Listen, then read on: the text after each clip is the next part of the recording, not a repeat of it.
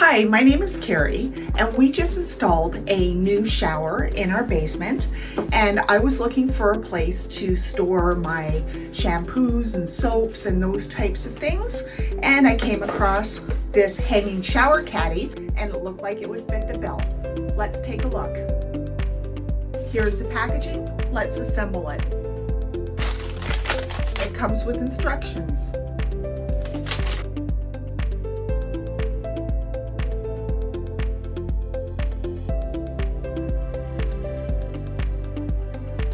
It's starting to look good.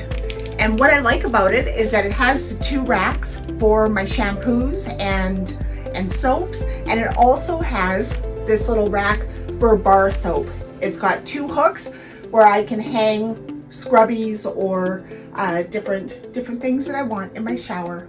And that's it. Let's go put it in the bathroom. Here's the bathroom. And here is the new shower. We're super pleased. So I'm going to hang it, and here it is. It's got 2 hooks on the outside for towels, and on the inside there's room for the shampoo, the soap, and as well any scrubbies or anything that I'd like to hang. I'm very happy.